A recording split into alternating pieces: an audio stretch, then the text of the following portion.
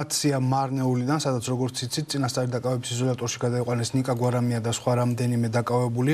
მათთან შესული იყვნენ ადვოკატები, დაკავებულებთან შესახვედრად და ბოლო ინფორმაციის მოსაძიებლად იმის შესახებ თუ რა ბრალი წარუდგინა პოლიციამ დაკავებულებს.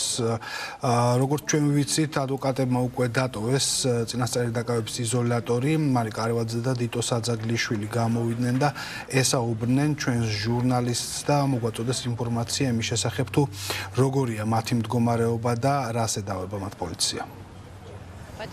გვარამიას დაკავების მომენტში მიაყენეს ფიზიკური შეურაცხყოფა, კერძოდ მას მუცლის არეში ურტყავდნენ და ერთ-ერთი დარტყმის დროს სუნთქვის უკმარისობის გამო რამდენიმე წამით ის გაითიშა, მაგრამ საერთო ჯამში მისი ჯანმრთელობის მდგომარეობა დამაკმაყოფილებელია, ის კარგად არის და საერთოდ არ საუბრობს საკუთარ ჯანმრთელობაზე. შემთხვევით მოკრა ყური პოლიციელების საუბარს, დაკავებულია წვრილმანი ხულიგნობის და პოლიციელის მოთხოვნის შეუსრულებლობის გამო. ეს არის ადმინისტრაციული სამართალდარღვევები, 48 საათში უნდა გაიმართოს სასამართლო პროცესი.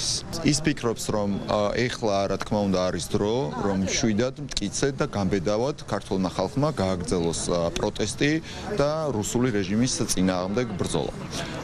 არ იქნება თვითონ, იქნება სხვა ლიდერი და ამა თუ იმ ლიდერის დაკავებამ არანაირად არ უნდა მოახდინოს რაიმე გავლენა ქართული ხალხის პროტესტზე რუსული რეჟიმის წინააღმდეგ. ნიკას დაკავება იყო უკანონო, ის როგორც პარტიის თავმჯდომარე მისული იყო ჩვენს ერთ-ერთ ოფისში იმისათვის, რომ გამოიყენებინა თავის საპროცესო უფლება, რაც აქვს და დასწრებოდა ჩხრეკას, მოულოდნელ ჩხრეკას, თუმცა ის არ დაუშვეს ადგილზე ერთი, შემდგომ ძალის გამოყენებით გამოიყვანეს და დააკავეს. რა თქმა უნდა, ეს ყველაფერი არის უკანონო და ეს უკანონობა უნდა დასრულდეს ამ ქვეყანაში. და ჩვენ კვლავ უბრუნდებით რუსთაველის